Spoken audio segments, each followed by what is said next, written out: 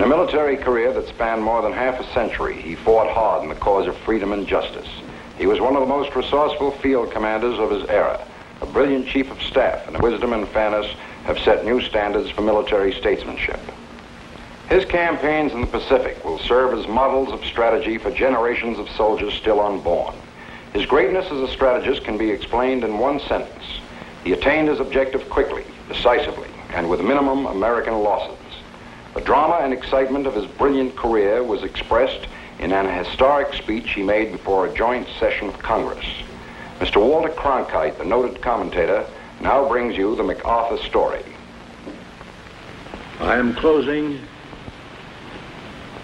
my 52 years of military service.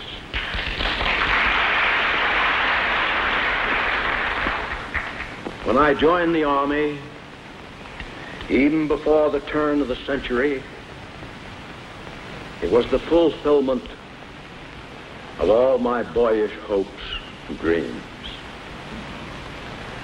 The world has turned over many times since I took the oath on the plain at West Point. Indeed, much has happened to the world since Douglas MacArthur took the oath at West Point, and in the wars and the periods of peace since, he has often been a central and dramatic figure. The beginning of an extraordinary career. Young Douglas with his father, General Arthur MacArthur, boy colonel in the Civil War, and veteran of the Philippine campaign in the Spanish-American War. One day when the son was 13 years old, his father is said to have remarked, "I think there is the material of a soldier in that boy." A truth that was soon made clear. Entering West Point, he showed extraordinary brilliance in his studies, attaining an average that was the highest in a quarter of a century, and he won the coveted A in athletics as well. 25 years later, he was to lead the American team in the World Olympic Games. Meanwhile, the campaign in the Philippines was being brought to a successful completion under his father's able leadership.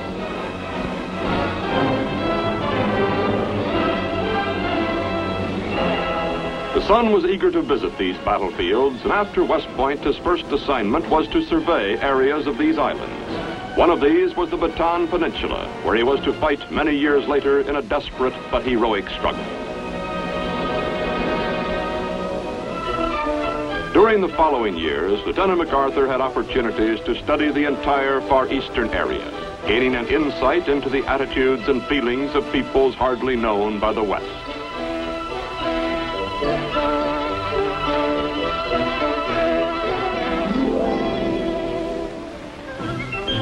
At the beginning of World War I, the plan was to use only regular Army divisions to oppose the powerful German Army.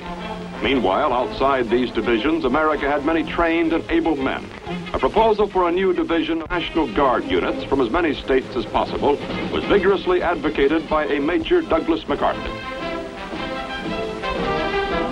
Said he, "It will spread over the whole country like a rainbow." The idea for the Rainbow Division, the 42nd, was his, and he worked constantly to see that the division was well trained and equipped for the raging battle that awaited it in France.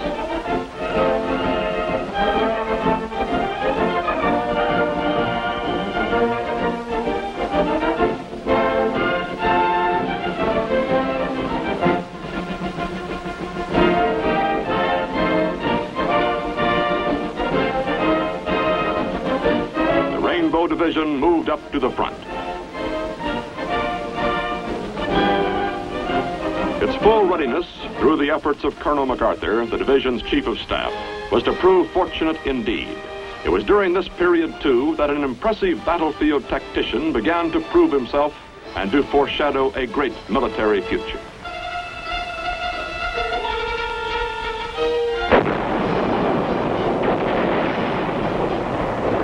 Soon known for brilliant decisions on the battlefield, Colonel MacArthur was also to gain a reputation as a man who faced danger completely unafraid. Before long, he was in command of the Rainbow Division, the youngest American division commander in the war.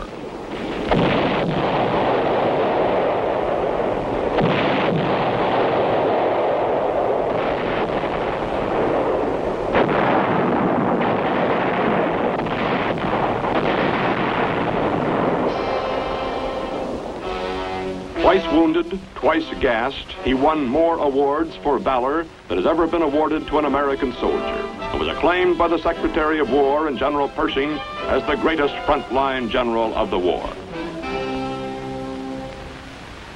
Returning to West Point, he became the youngest superintendent the Academy had ever had. Here he broadened the curriculum to include a full college education and introduced a now widely followed program of intramural athletics. Today, here, he is a symbol and an inspiration.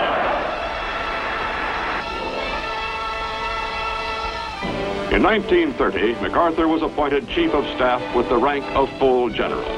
During his term of office, much of his time was spent in building an army that had been pared down to only 60,000 combat soldiers, a most difficult effort when an attitude of pacifism dominated the nation. In keeping with his principle of examining the military situation at close range, he toured Europe to observe the forces of other nations. In France, he was recognized once more for his outstanding military contribution to the Allied cause. In Germany, he foresaw the build-up for war.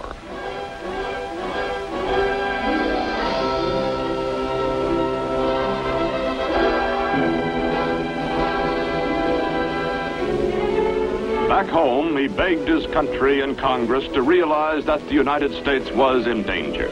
As Chief of Staff, he foresaw the need for a new type of army and insisted that our defense force become capable of rapid expansion. Recognizing his abilities, President Roosevelt broke precedent by reappointing the youngest Chief of Staff we have ever had to a second term.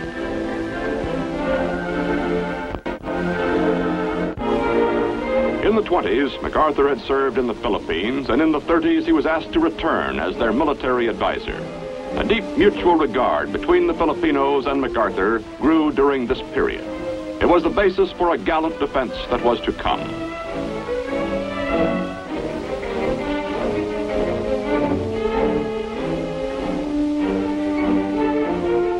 In 1935, he began a 10-year plan to build up the defense of the Philippines. In World War II, it was to be these forces that MacArthur would lead in a desperate fight, and on this ground.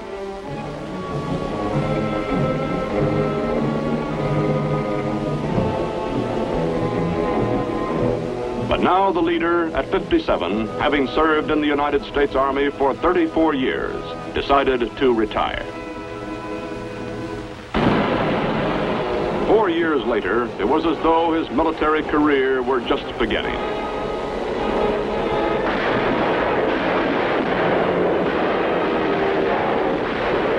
A few months before the attack upon Pearl Harbor, MacArthur had been recalled to active service in the Philippines. On the day after Pearl Harbor, the Philippines, too, were under attack.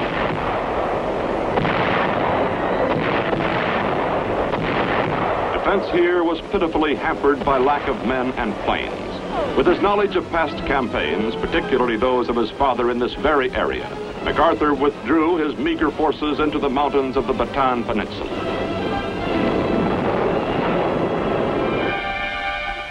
From the rocky fortress of Corregidor, he directed an operation as crucial as any in the war. This early campaign in the Philippines, the heroic fighting by a lonely army of Filipinos and Americans for almost half a year, caused a critical delay in the Japanese timetable of attack.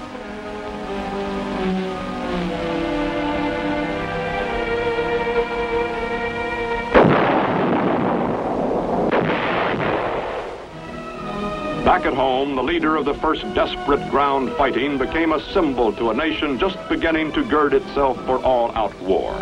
The people found in him what they were beginning to discover in themselves, a spirit of intense determination.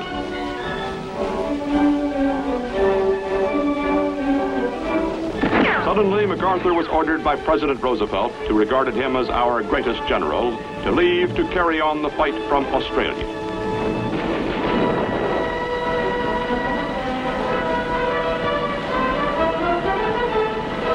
Leaving the Philippines hurt him deeply. As always, he wished to be at the front, beside his comrades. When finally they were forced into the infamous March of Death on Bataan, his promise to them was, "I shall return." They believed him implicitly. Until his arrival in Australia, the plan had been to await the Japanese attack and prepare as well as possible. Then it became apparent that the new Southwest Pacific commander had another plan. He had meant exactly, "I shall return." He was determined to carry the war to the enemy, to New Guinea, which was the direct route back to the Philippines. A long struggle lay ahead against huge numbers on countless islands. There seemed to be but one way: blast the enemy from every one of his island positions in the Pacific.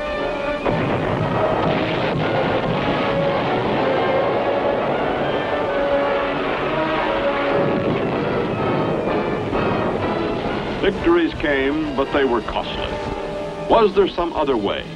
Knowing the area, knowing the enemy, utilizing all our air and naval skill, the commander developed his plan to capture only a few key positions on the way to the Philippines. Now, against these key positions, the pattern of attack. First, heavy preparatory fire to soften up the objective.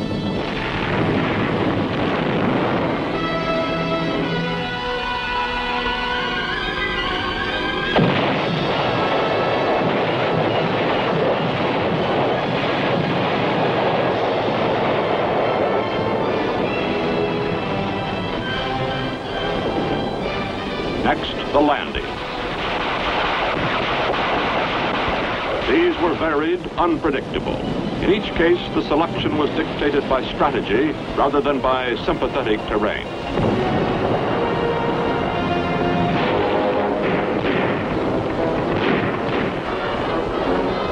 There were many beaches. Some were ideal, hardly more than a matter of getting one's feet wet. Meanwhile, the gain was tremendous, the enemy never having expected us to come ashore here. There were other shores, many of them wicked.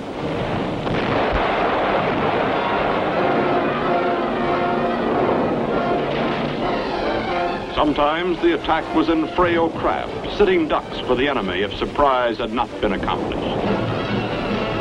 On another beach, amphibious tractors. Continually the envelopment, the flank attack, decisions, difficult ones, boldly made, based upon unique knowledge and experience. In addition, a mastery by MacArthur of combined operations of the three arms, the key to modern warfare. Leaders and men shared the glow of victory. Losses on the Allied side were relatively small, since damaging frontal assaults were avoided. But thousands of Japanese, prepared to fight to the death, were rarely given this opportunity.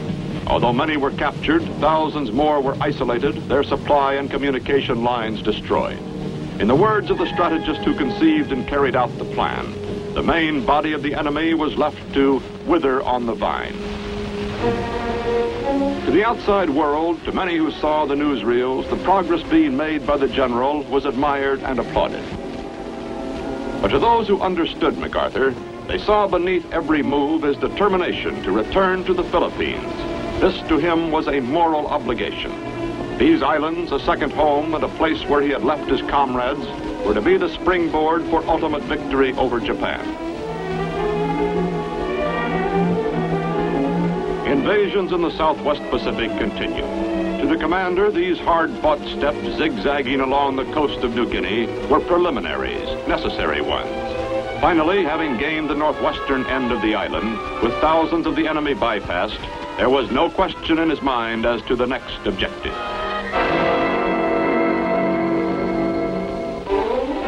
But the president, the commander-in-chief, was not so sure. In a meeting at Hawaii in 1944, "Where do we go from here, Douglas? Shall it be Formosa or the Philippines?" In the discussion with Admiral Nimitz and the president, there were many urgent military reasons for the choice presented. And one less tangible reason for going into the Philippines presented by MacArthur. On moral grounds, we had to return to support the Filipinos, our allies and friends.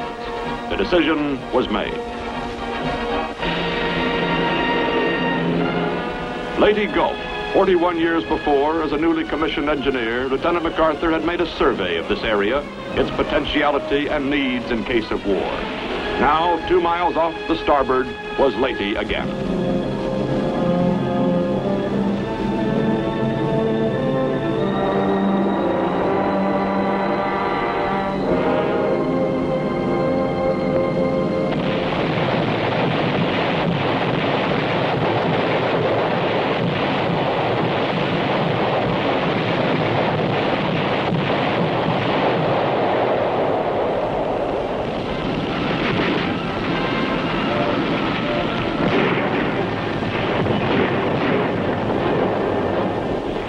Once more, the enemy had not been ready for an attack. The commander watched with growing gratification.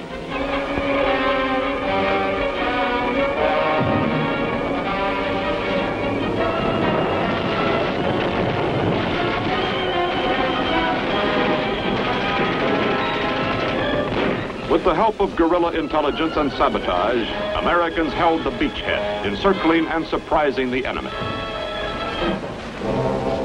Now on the beaches of Leyte, a seemingly limitless supply of LSTs, men, and equipment, the result of carefully laid plans.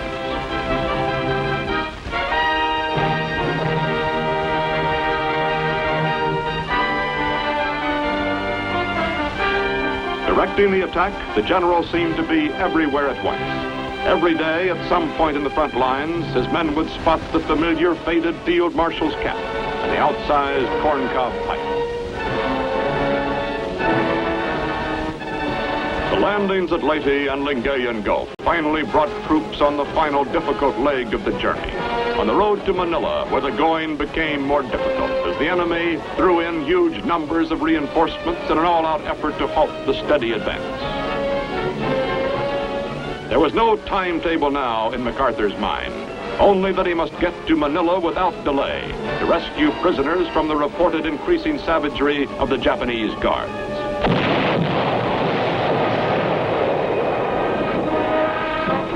In Manila, the fighting was block by block. Troops found what the leader had told them to expect. The enemy had dug in for a long siege.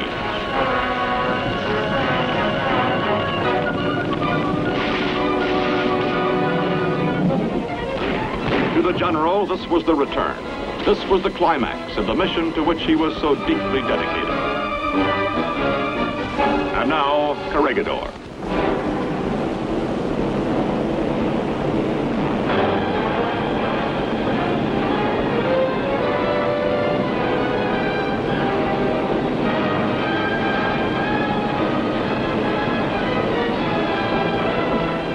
Stronghold, which early in the war had been so effective a fortress for withstanding attack, was now his.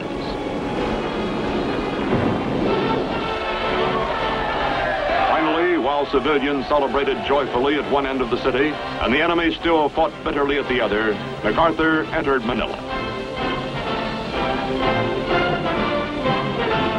He had kept the soldiers' faith. Probably his greatest reward was the visit to prison camps. Santo Tomas, Baliban, Cabanatuan, Los Baños. A series of daring surprise raids had rescued every prisoner held by the Japanese.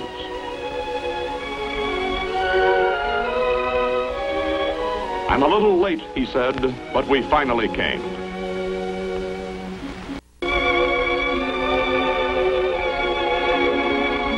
Once more, Corregidor and the Philippines were under an American flag. Then, suddenly and swiftly, the war against Japan was brought to a close. As the principal architect of the Pacific victory, credited by the Chief of Britain's wartime Imperial General Staff as the greatest general of the war, MacArthur was the natural choice as Supreme Commander to enforce the surrender terms.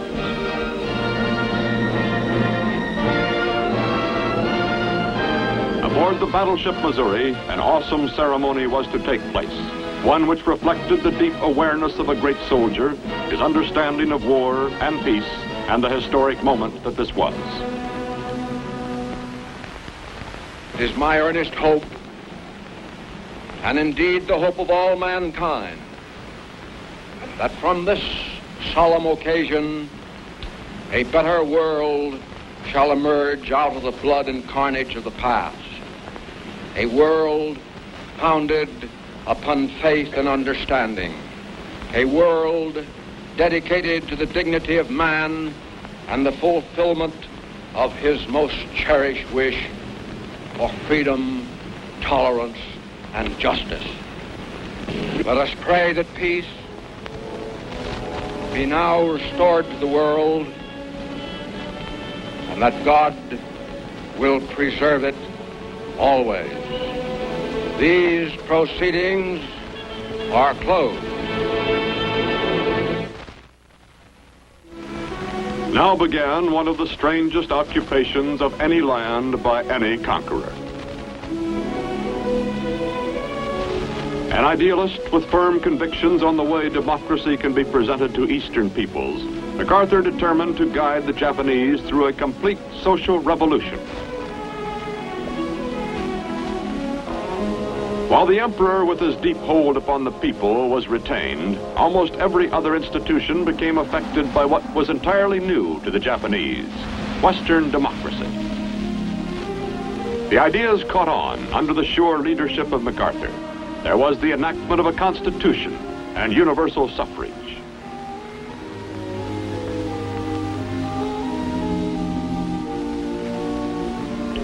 The National Diet, highest organ of state power, became responsible to the people. Monopolies were broken up. Land reform was instituted, which transformed tenants into owners. These rural capitalists became a strong bulwark against communism. In Japan, the social reforms urged by MacArthur proved one of the most successful experiments in history.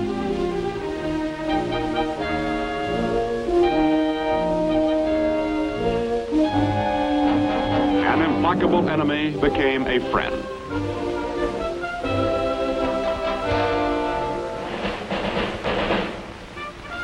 During the occupation, the people took him to their hearts, and his family as well. His wife, she who had been beside her husband at Corregidor, and their young son, Arthur. The work of reform was going ahead when suddenly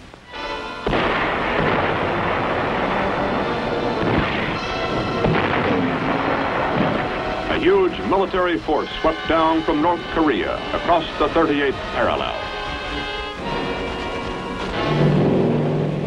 Handfuls of Americans serving as occupation troops in Japan were flown into South Korea in a rapid show of strength aimed at showing greater resources than actually were at hand.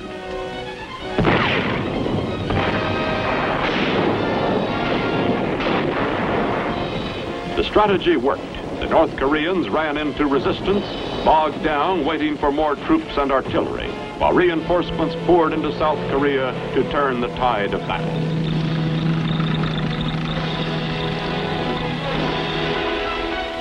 During the ensuing months, General MacArthur guided the war as Commander-in-Chief of United Nations forces in Korea. Again, he studied the fighting at close range, a man in his 70s, visiting battlefields as dauntlessly as he had many years before when a young officer in France.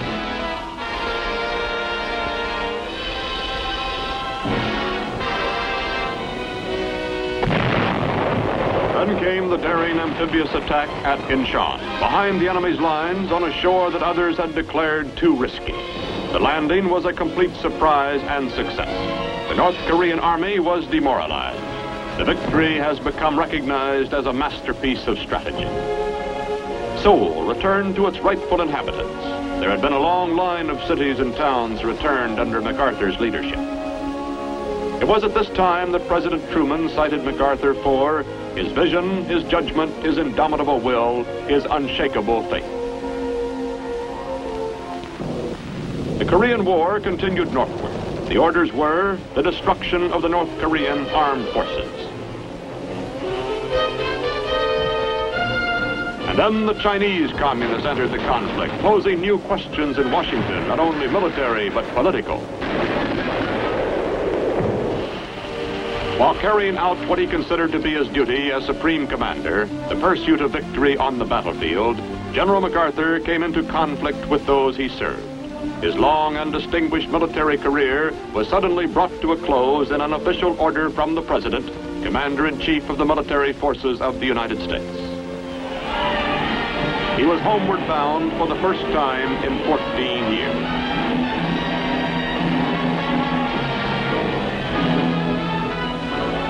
San Francisco reception was the largest, the most vociferous the city had ever known.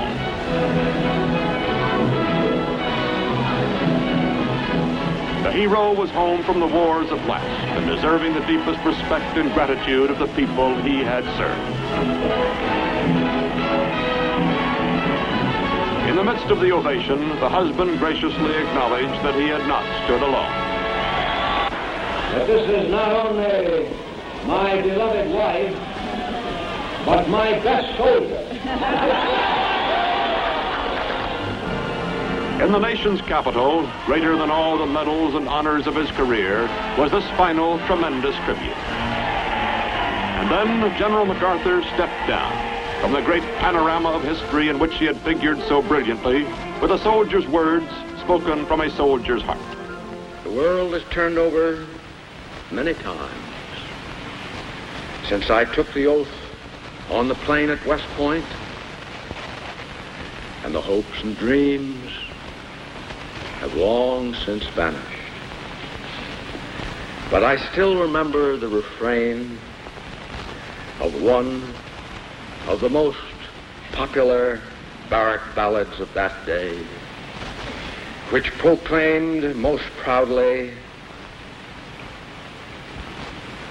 that old soldiers never die. They just fade away. And like the old soldier of that ballad, I now close my military career and just fade away. An old soldier who tried to do his duty as God gave him the light to see that duty. Goodbye.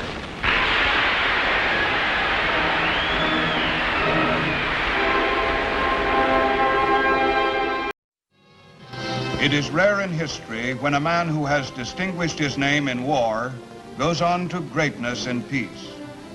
But for George Catlett Marshall, it was a short step from a brilliant military career to his role as statesman, diplomat, peacemaker, winner of the Nobel Prize for Peace.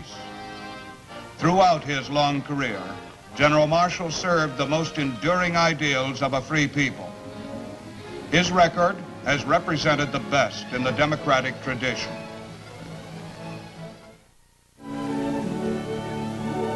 The Marshall family had settled in southwestern Pennsylvania a few years before George Catlett was born in 1880. At Uniontown, he entered a slow-moving world that was more a part of the past than of the future. Marshall's boyhood passed quietly, and the only contact this serious child had with the army he would someday serve came secondhand through his father's recollections of the Civil War. America's Indian frontier had only recently been tamed, and the stories of Carson and Custer were still fresh enough to excite the imagination of any boy. Looking backward over the years, it's hard to find the precise reason why young George Marshall decided to make the Army his profession. But choose it he did, and he began his soldiering at a soldier's school. The Virginia Military Institute had trained many distinguished Army men before George Marshall arrived in September 1897. It once boasted Stonewall Jackson as a member of its faculty. The MI provided the kind of environment calculated to encourage a young man with Army ambitions, and Marshall in his 4 years at the school rose to cadet first captain. He was an honor graduate with a reputation for military skill and knowledge which was to follow him throughout his Army career. He was a young man with a passion for facts and the ability to apply them imaginatively.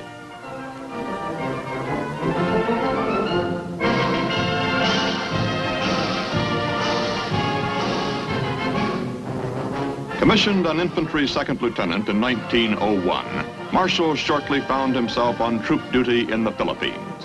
Assignments in Oklahoma Territory, Texas, Massachusetts, and the Fort Leavenworth Staff College filled the early years. He studied and soldiered, and by the time the United States began to mobilize for war in 1916, George Marshall had become a captain in the regular army. He landed in France with the 1st American troops, and as a member of the 1st Division staff, he helped plan the Battle of Cantigny.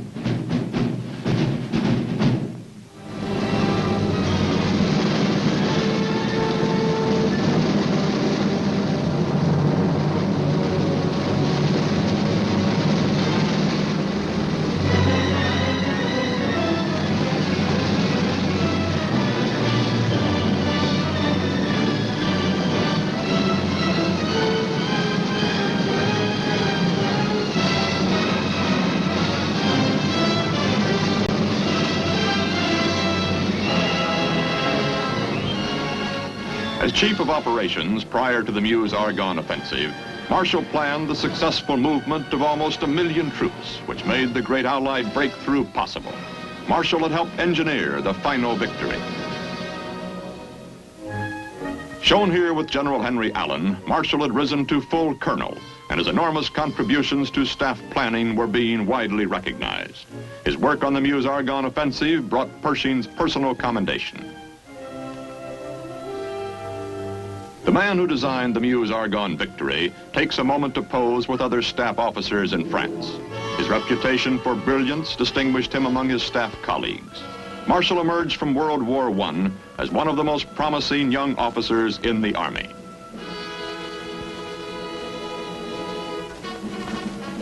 Assigned as aide to General Pershing, Marshall's work kept him in close contact with the AEF commander during the last days in Europe.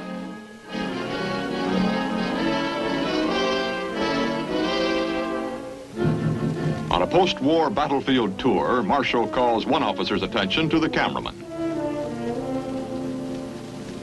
Signal Corps photographers covering Pershing's activities little realized that the lean young colonel at his side would someday be as newsworthy a figure as the illustrious Blackjack Pershing. In the late summer of 1919, General Pershing bid farewell to France and boarded the Leviathan for America. With him went Colonel George Marshall. Proud of the reputation he had acquired as a military planning brain, disappointed in the fact that he had been considered too valuable to spare for the combat command he coveted. Pershing recommended Marshall's promotion to brigadier, but the war's end prevented it. The two things most important to a professional soldier's career, command and promotion, had been denied Marshall, either through unfortunate timing or because the talents he possessed were considered too precious to squander on the battlefield.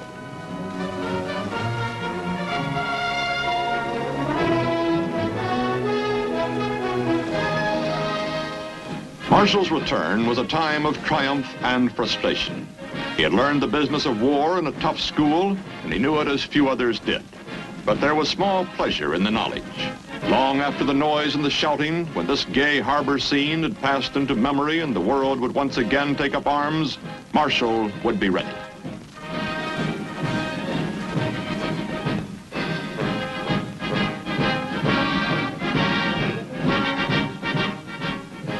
But as the Leviathan docked in New York, he was still an obscure staff officer with a cinder in his eye. Following Pershing meant a constant round of official appearances. These were the years when American defense policies affecting the future security of the nation were being decided.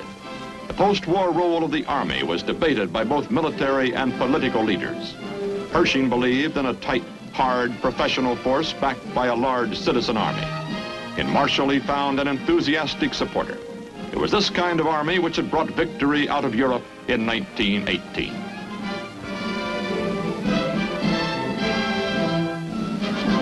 As a member of Pershing's Washington staff, Marshall devoted much effort during the next 4 years toward a realization of the citizen army goal.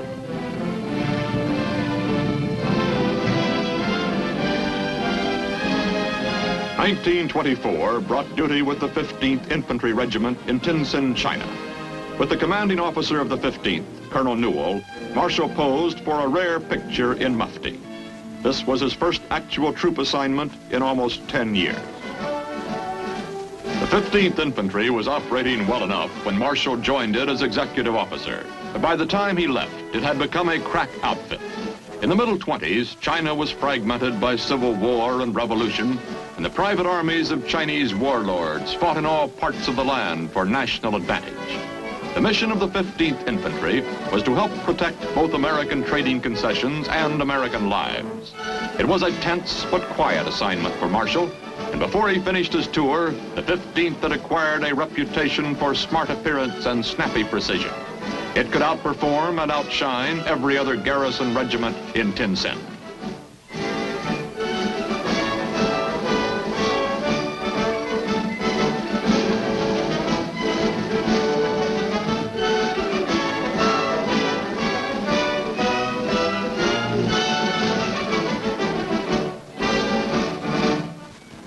A distinguished faculty at the Fort Benning Infantry School, which included future Generals Bradley, Stilwell, and Collins, was under Marshall's direction from 1927 to 1931.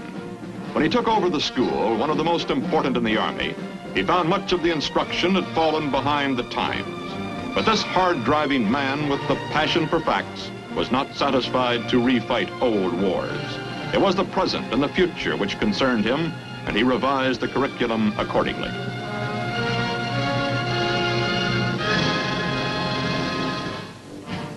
During the 30s, the world caught fire, ignited by a handful of global arsonists who enjoyed their work. Germany threatened to even the score for her defeat in 1918. On the other side of the world, the Japanese were introducing their neighbors to their own brand of arson. China felt the brutal aggression directed by the Japanese warlords. The Japanese onslaught of China carried out the ambitions and aspirations of a nation bent on territorial conquest.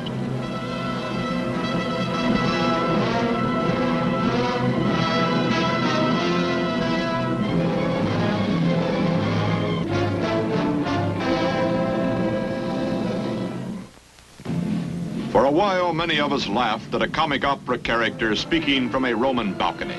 But his intended victims in Ethiopia did not laugh. They were a proud and fierce people determined to resist the Italian dictator's aggression. Benito Mussolini invaded the tiny African kingdom anyway, and another piece of earth caught fire.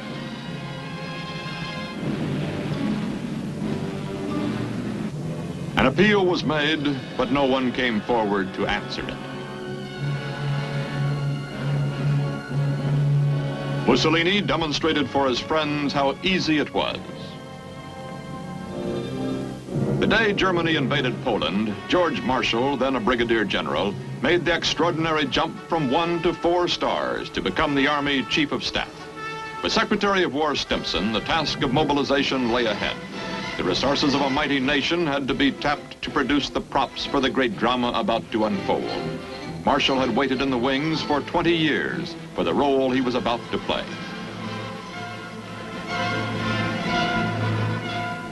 The country's manpower resources, the great citizen army in which Marshall believed so deeply, had to be activated, trained, and equipped to fight if necessary. And with each passing month in 1940 and 41, it appeared increasingly probable that the United States would be drawn into the war. The Army numbered less than 200,000 men when Marshall took over as Chief of Staff. It would swell to more than 8 million before the Axis defeat.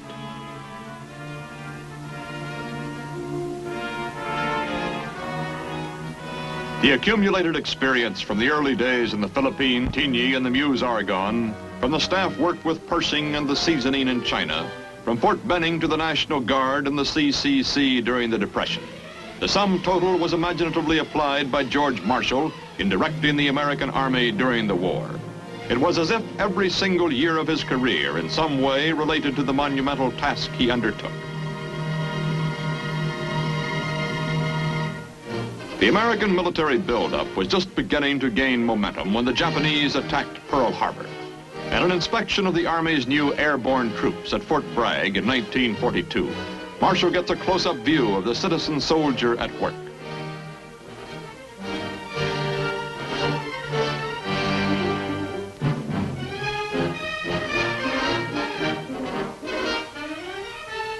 Field soldiers never knew when the Chief of Staff might make an appearance such as this one at the Jungle Warfare Training Center in Hawaii.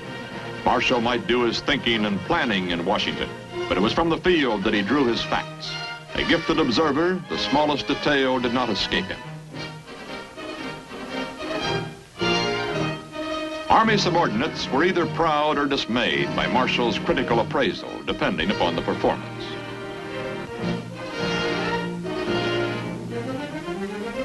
Jungle training was a new experience for American troops, but it was clear from the beginning that in order to win the war in the Pacific, our soldiers had to beat the Japanese at their own game.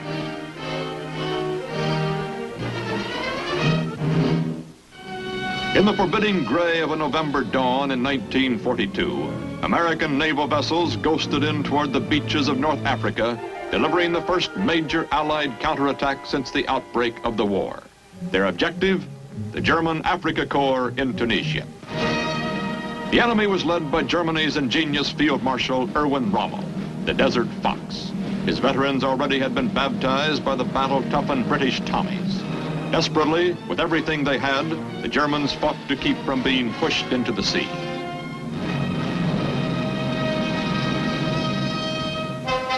When the Allied military advisors convened at Casablanca in January 1943, the North African campaign had become tough and bitter, but the achievement of a unified Allied command was part of the ultimate victory. Marshall had worked tirelessly to achieve a smooth-running command organization at the highest American level. He held the President's trust and regard and was consulted on every critical decision affecting the conduct of the war. Marshall's diplomatic skill helped reconcile many opposing points of view with British leaders during the Casablanca Conference. From the North African meetings came the Allied decision to bomb Germany around the clock. American B-17s helped carry the war to the German backyard.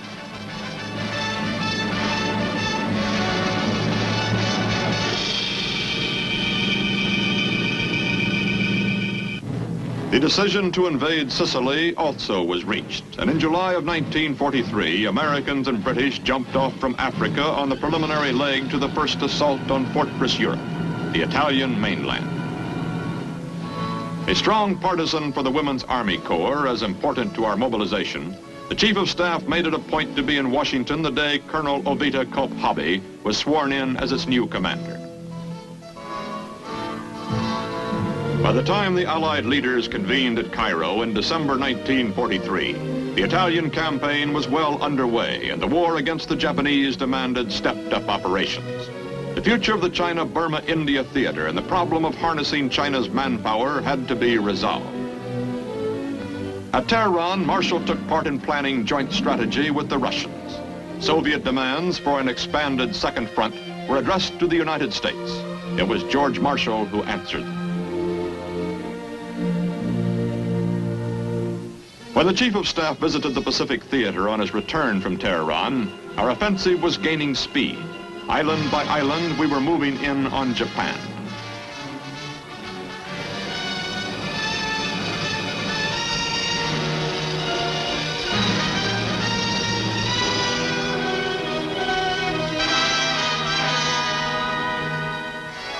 At Goodenough Island in 1944, Marshall listened to a first-hand report on the successful operations in the Gilbert Islands and the planned invasion of the Marshalls.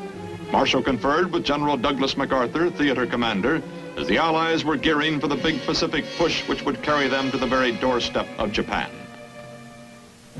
Italy had become a slow and painful struggle. The road to Rome was a long one, and for Marshall and his wife, one of extreme personal anxiety. As a tank commander under Patton, Marshall's stepson had been engaged in the heaviest fighting for weeks. When the Americans finally broke through the lines of a stubborn enemy, the young officer fought his last fight. For General Marshall, the war had turned into a personal tragedy.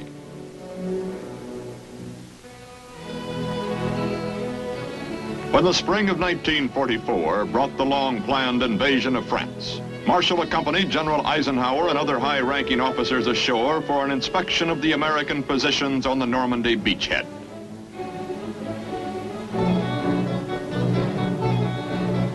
"15 stars fill this corporal's jeep as Admiral King and Generals Marshall, Bradley, and Eisenhower ride out to survey the battle damage.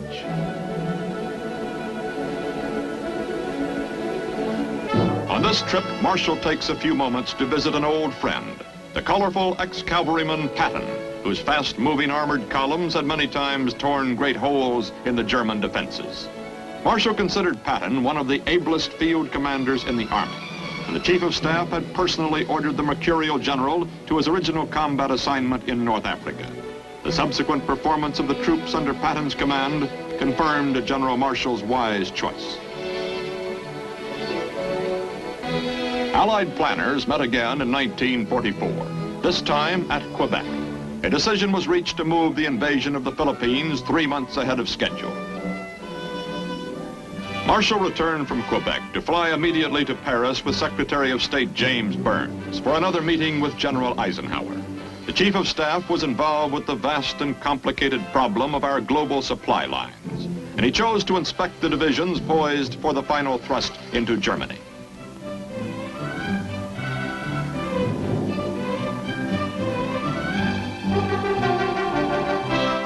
A minor slack in the line of supply at this moment could cause a major military disaster, and Marshall knew all these facts at both ends of the line. The price of victory was far too high to risk delay.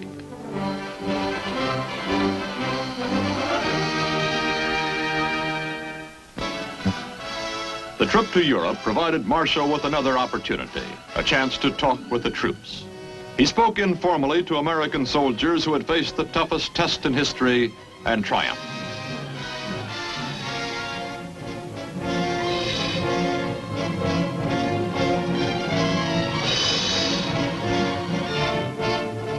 Marshall inspected their positions within range of the enemy, his last close look before the Axis collapsed, and World War II ended with the final capitulation of Japan.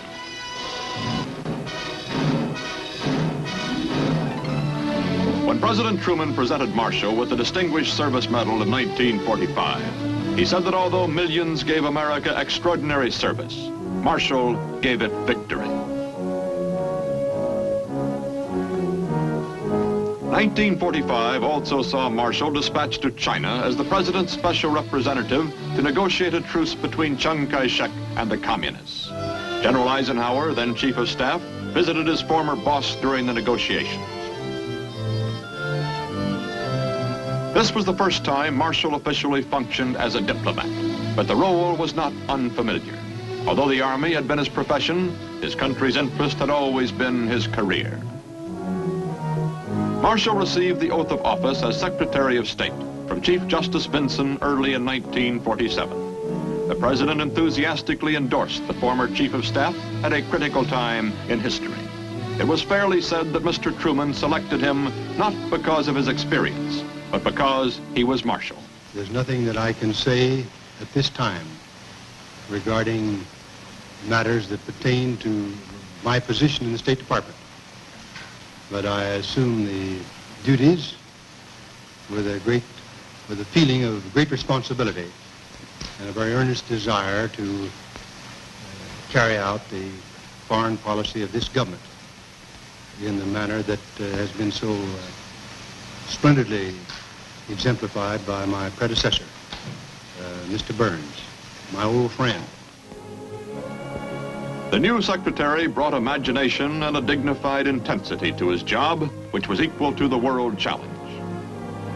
In March 1947, Marshall headed a delegation to Moscow, whose mission was the peace agreement on Germany and Austria.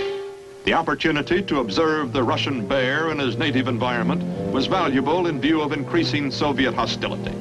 Russia already loomed as the largest question mark in America's future.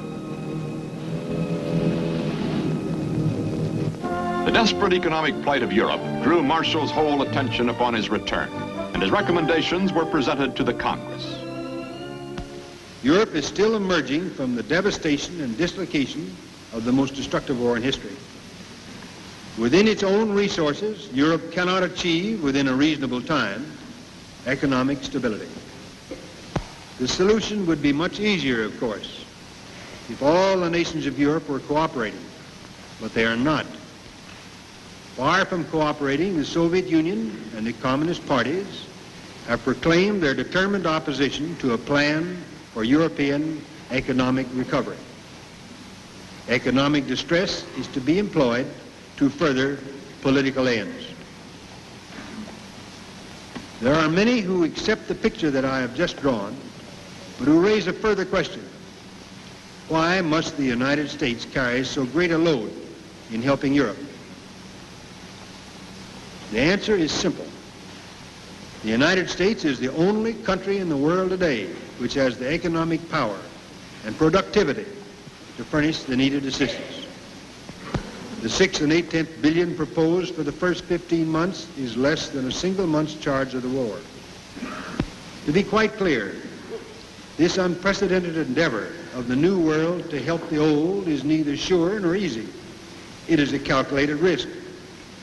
It is a difficult program. and you know far better than I do, the political difficulties involved in this program. But there's no doubt whatever in my mind that if we decide to do this thing, we can do it successfully. The great rubble heaps left by the war were soon diminished by an American investment in international friendship and goodwill, which also proved to be an effective economic weapon against spreading communism. The Marshall Plan. Offered on a self-help basis, Marshall Plan aid enabled many war-ravaged countries to regain their first foothold on a stable peacetime economy. Trade and production were stimulated, and communist plans which were dependent upon poverty and despair for their success were thwarted in many parts of the world. George Marshall resigned as Secretary of State in January 1949, intending to relax for the first time in almost 50 years. But the National Red Cross called upon him for one further task in the public interest when it asked him to serve as its head. Meeting with Polio Foundation Chief Basil O'Connor at the White House, Marshall outlined his plans for this vast mercy organization. Less than 1 year later, the president persuaded him to return to the government as Secretary of Defense. He flew to Korea, where he met with General Ridgway and other UN leaders. The man with the passion for facts was gathering them firsthand. This was a different American army than Marshall had known, and a different kind of war.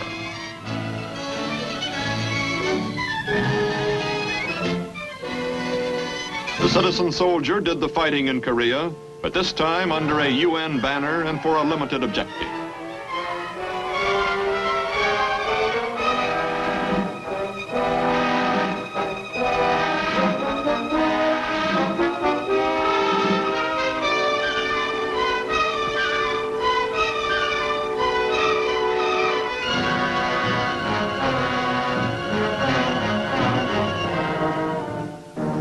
In Washington, Marshall assumed the critical responsibility for all of the men and material necessary for victory in Korea.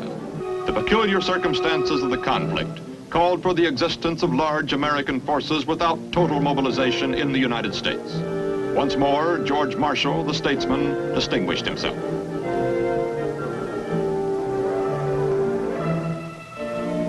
Relaxation was rare for the busy cabinet member, but to the delight of a pretty queen, he did manage to officiate at the Shenandoah Apple Blossom Festival in 1951. On the 50th anniversary of his graduation, VMI paid tribute to General Marshall with a day named in his honor. Many of his old classmates came to Lexington to applaud the school's most distinguished graduate and to recall their years as members of the Cadet Corps.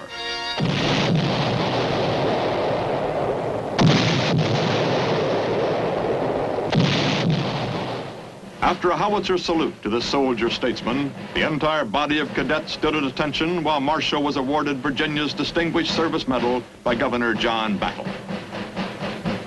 Then, the man whose life represents the highest ideals of the Cadet Corps inspected the ranks of men who may be tomorrow's leaders.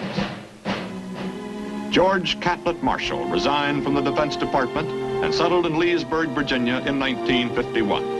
His public service spanned a critical half-century for our country, placing him in the ranks of great American patriots.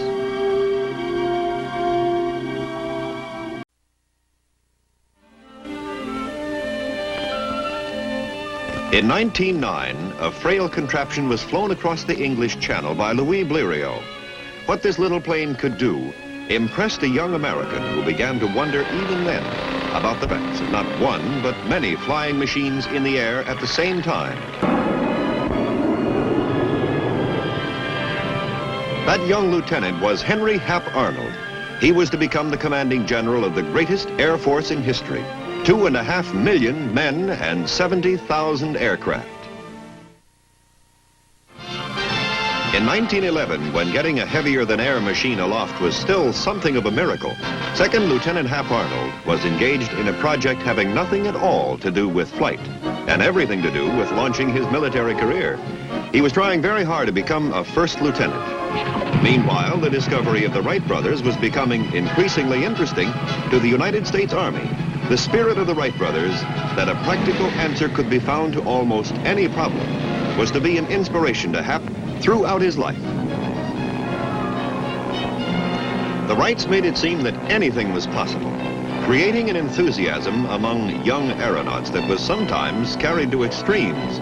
When Hap volunteered to learn to fly, his CO said, "I know of no better way for a person to commit suicide."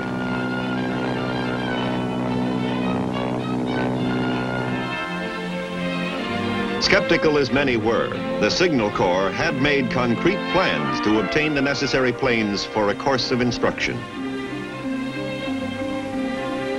In school at the Wright Brothers Field at Dayton, Hap labeled all the parts. Long ago, before nomenclature became complicated, this was the way it was. From Dayton, Ohio, to the Chief Signal Officer. "Sir, I have the honor to report the following progress made by me in learning to operate a Wright airplane. During the week, I've made 12 flights with an instructor and 1 flight by myself.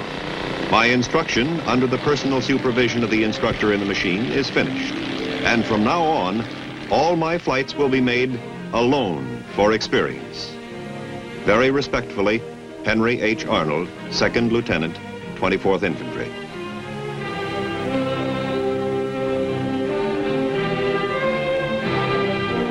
Hap was one of the first qualified pilots in the United States Army. In later years, he never lost the glow of pride and the respect for this symbol of achievement. Hap was the first to win the Mackay Trophy for air reconnaissance. And in 1912, he set a high altitude record of 6,450 feet. In the earliest days of airmail service, he was one of our first couriers. All this experience in the embryo aviation division of the Signal Corps helped him to train others to fly and put him in the front line of those gaining important knowledge about military aviation. Not only better planes and more thorough pilot training, but more men for servicing planes. These were problems which Hap seemed to grasp with a quick understanding.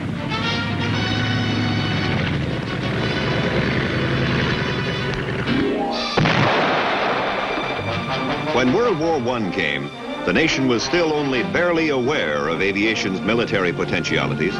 Suddenly, we were in desperate need of trained flyers. From the ranks of the infantry and from all services, men were carefully selected for the aviation section of the Signal Corps. Even more important was our need for aircraft. Administrative problems, including aircraft production, became Hap's responsibility.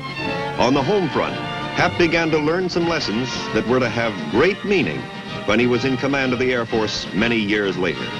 To produce aircraft for war, one must plan and build long before. Many were the planes and engines finished too late for combat. Hap firmly resolved that America would not be caught short again.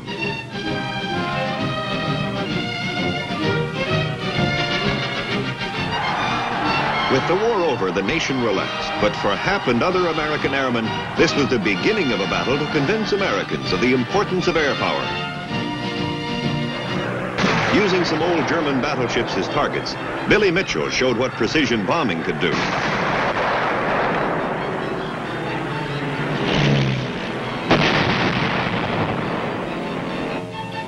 In the post-war years, Hap was in the forefront of those trying to keep the spark of interest in aviation alive. Stunt flying seemed one of the ways. To average Americans, this was worth watching.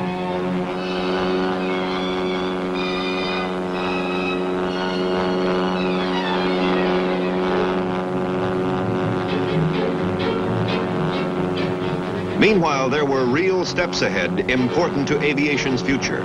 Safer parachutes, for example. Observation from the air became a means of keeping forest fires under control. In the winter of 1932, under Hap's command, there were airdrops of food to the snowbound Indians of the Southwest.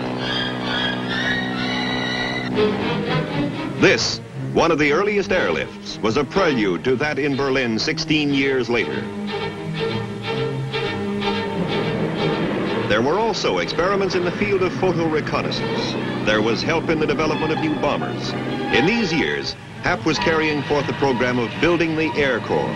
he was deeply convinced of its military importance.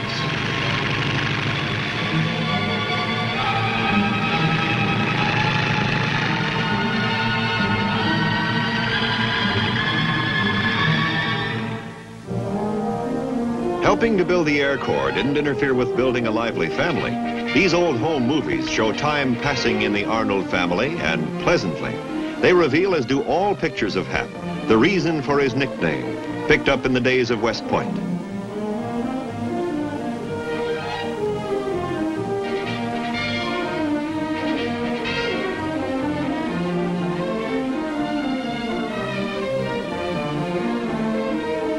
The family reflects the dad's good humor, and the dad, growing older and wiser, still exudes the quality for which millions will soon know him.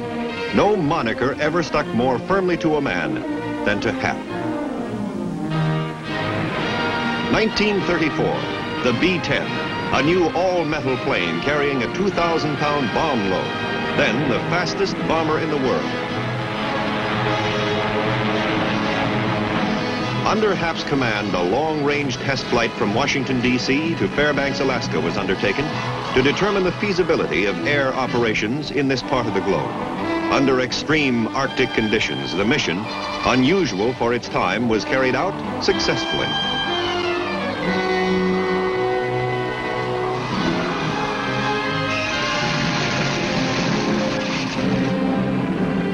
On his return, Hap was honored with the Mackay Trophy a second time. 1938, on the day before Hitler won a victory at Munich, Major General Hap Arnold was appointed Chief of the U.S. Army Air Corps. Lies our nation to arm for air defense immediately. A strong Air Force is absolutely essential to keep war out of America.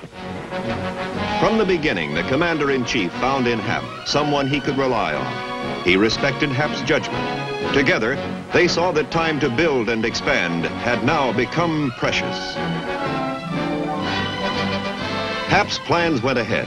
Planes for ground support, fighter bombers, long-range bombers, fast interceptors, an Air Force that was both tactical and strategic.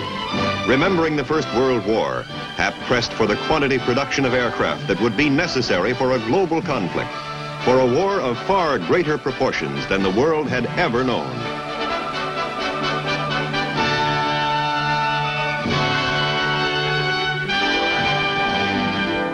Each day was important now for building planes, for training men. Pilots, navigators, bombardiers, gunners, and ground crews. The race against time was on. In these months, Hap worked tirelessly to mold the Army Air Corps into a fully prepared fighting service. Achievement came in spite of opposition from those who, even at this late date, felt that we were well protected by oceans on either side.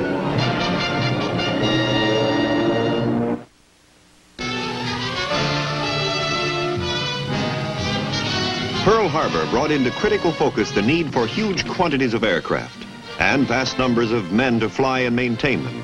Well aware of the time and money involved, Hap had been steadily extending the Army Air Corps training program, coordinating this with our growing air strength. Since 1939, he had fostered the idea of having civilian schools help to train pilots in the first stage. Army Air Corps training had been systematized, and it would include many young men from all walks of life.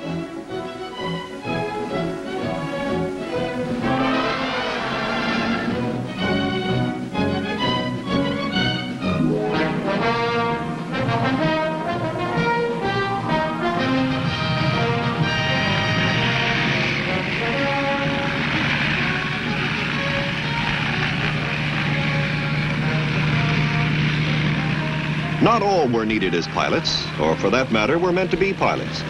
Though some took to the air unsteadily, the huge quotas of trained pilots, mechanics, and other personnel were soon being met.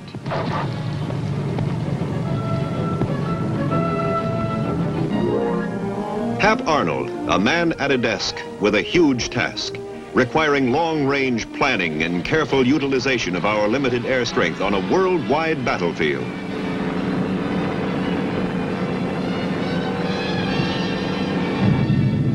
Early in the war, isolated operations began to foreshadow the future effect of long-range bombing.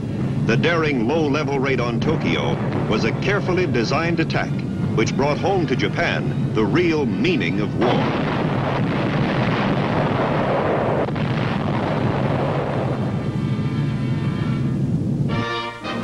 The leader of this successful mission, Jimmy Doolittle, was welcomed home by a much gratified chief. Hap always took great pride in the achievement of his men, and they were made aware of his personal interest.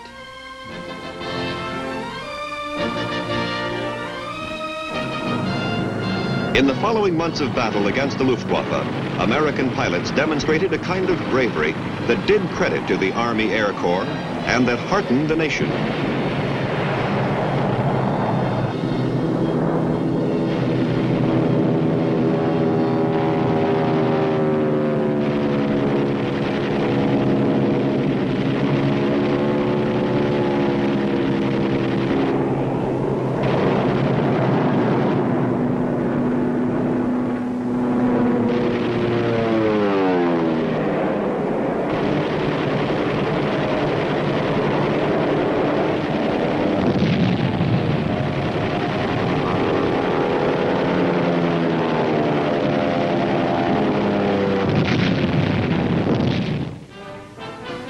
Whenever the opportunity afforded, there were frequent visits to his men. Always Hap was received with enthusiasm and affection. No commander was better liked, more deeply respected. As Hap went about the vast problem of building American air power, of deciding what types of planes for what specific purposes, a concept began to form in his mind. Perhaps this concept went back to the day when he first saw the plane in which a Frenchman had flown across the channel. That day when he thought, if one plane, why not many in the air at the same time? Now he saw the huge strength possible in mass formations of long-range bombers, each a fortress in the air, a multitude of flying fortresses in continued strategic bombing of the enemy. Meanwhile, destruction of the enemy air force in combat. Air supremacy. This was his goal. This was the biggest task of his life. With production chief Bill Knutson, he toured plants and factories. As time went on, as people came to know who Hap was and the job he was doing, his reputation grew. Deadly serious, but always human. This was the way Hap did business. Thank you, Dr. Lewis. You know, Doctor, after looking over my audience, I'm going to give my prepared speech back to Captain Sheffield. And if you want it for your record, you can ask Captain Sheffield for it. And I'm sure that he'll be glad to give it to you. Now on with the show. I think that you people here are entitled to a little bit of background on this thing that we call air power. Air power.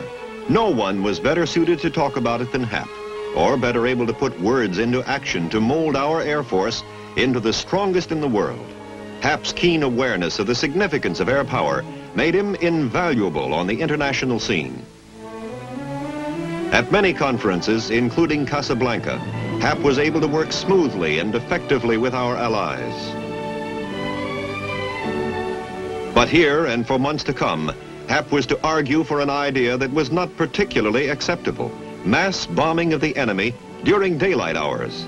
The plan was not greeted with favor, for at this time the British were successfully carrying out a program of night bombing. While night bombing by the RAF was proving effective, it was Hap's argument that daylight precision bombing could cause far greater devastation than was possible during darkness.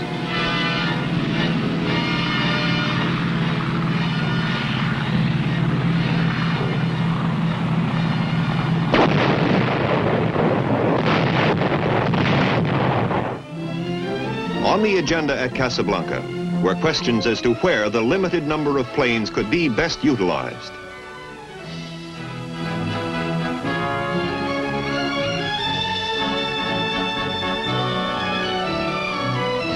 General Arnold's plans received the green light from the other Allied participants.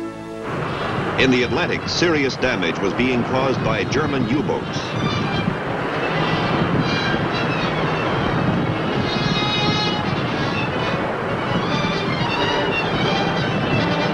To meet the menace, B-24s were assigned to the anti-submarine command.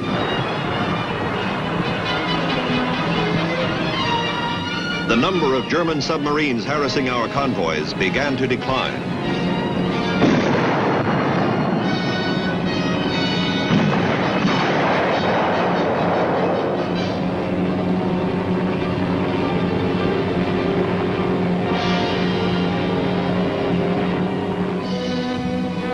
In the Far East, there were other problems. Hap went over the air needs of this theater with General Joseph Stilwell and General Chennault.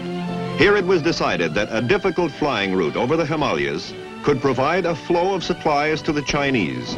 The airlift over the hump was one of the extraordinary accomplishments of the war.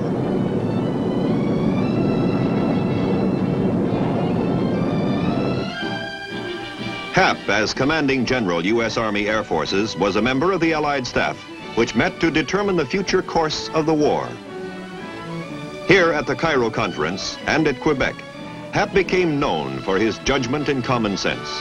Among leaders of other nations, Hap was not only the good-natured man with the encyclopedic knowledge of planes and all matters concerning air power, he was a first-rate diplomat upon whom our military staff could depend. By this time, there was complete acceptance of Hap's daylight bombing program by the Allied command.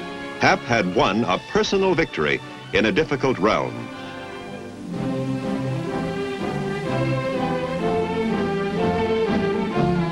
Pilots had been needed in large number early in the war, and with Hap's encouragement, a women's branch of the Air Force was organized. The Women's Air Force Service Pilots, known as the WASPs, did a tremendous job during the war, freeing many Air Force pilots for combat duty.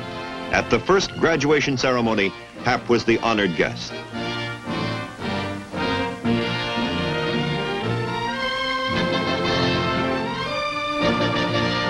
August 2nd, 1943, the 9th Air Force carried out the hazardous low-level raid on a strategic target, the Ploiești oil fields in Romania.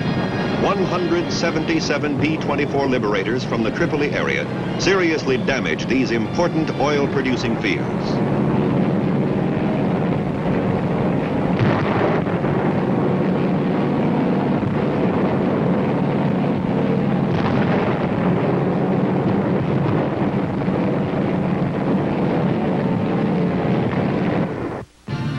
By 1944, the program for massive high-altitude air bombardments began to reach its peak.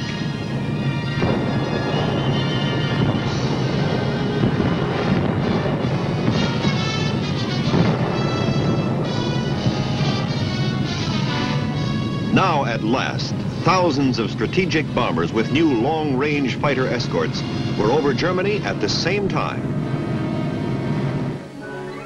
And now the question was, could this tremendous all-out effort be continued? There was no let-up. There had been thorough planning in every detail that had placed the thousands of planes over Germany at the same time. No one was more instrumental in achieving our long-range plan for strategic bombing of the enemy than Hap Arnold. Through his effort, nothing had been allowed to stand in the way of the plan to use air power to knock Germany out of the war.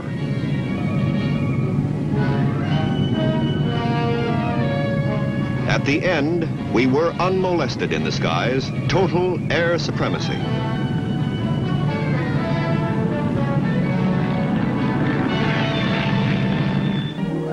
At the close of the war in Germany, at the conference in Potsdam, Hap participated in plans for the unfinished work in the Pacific.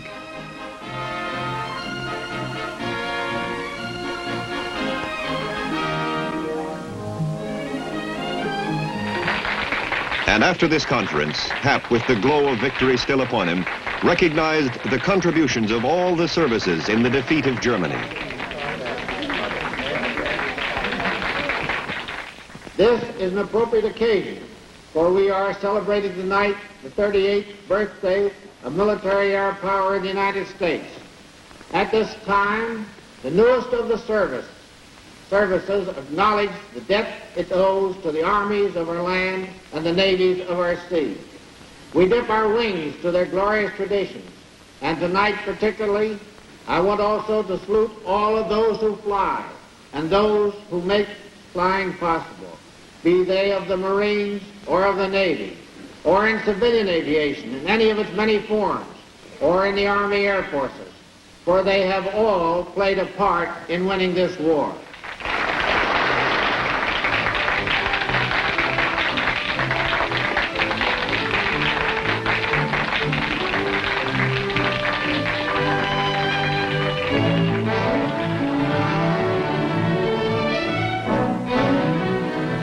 Now able to concentrate full attention on the war with Japan, he flew to bases in the Pacific. Friendly and good-natured, he found what he wished to know without seeming to try. Receptive, even-tempered, he was on the best terms with his commanders, extremely sensitive to their problems.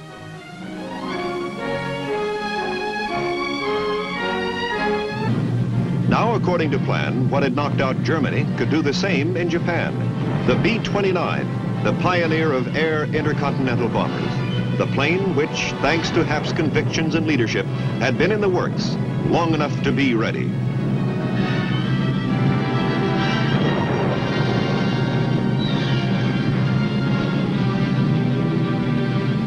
Three months after VJ Day, General of the Army Hap Arnold terminated 42 years of service. Hap lived to see his greatest dream come true. On September 18, 1947, the creation of a separate service, the United States Air Force.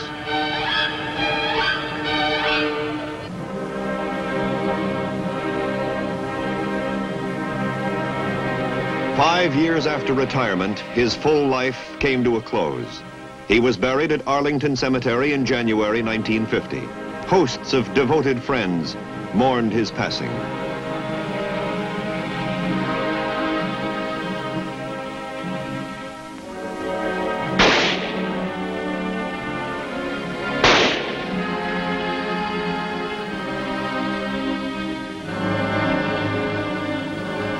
Throughout the nation, there was a sense of deep personal loss. There's much to remind us of his role in American air power.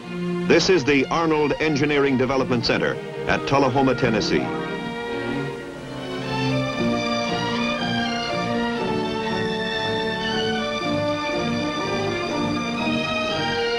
Not only in name, but in spirit was General Arnold identified with this center, devoted to research and development in the Air Force, to problems of air and space engineering. Since his time, much has happened, and in many ways, what he stood for has come to pass. It was Hap Arnold who sought the best in aircraft and materiel, continuous experimentation, development, progress in the air.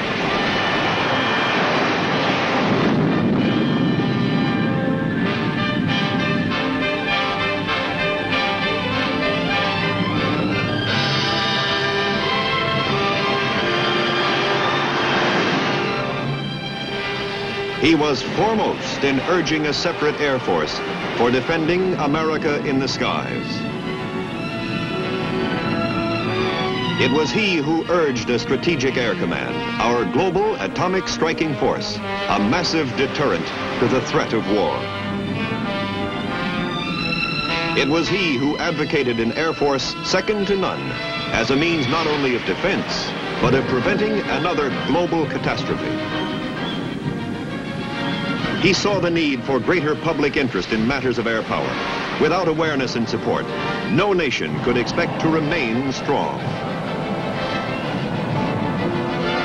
As the years go by, as we move faster and faster in and into the age of space, one influence above all seems now more lasting. It was General Arnold who envisioned an institution to train Air Force leaders, capable of guiding our nation's air defense, whatever the future. The Air Force Academy.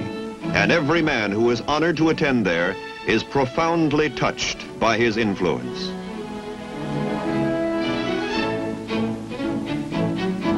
Here there is thoroughness and dedication to the task. The standards at the Academy stem in large measure from the example set by the first Air Force leader, who in June 1949 was made the first General of the Air Force. From this Academy, that was once his vision, will come other leaders with the training, background, and spirit, and with their own vision of what must be done. Such men will help keep America free, as did Hap Arnold.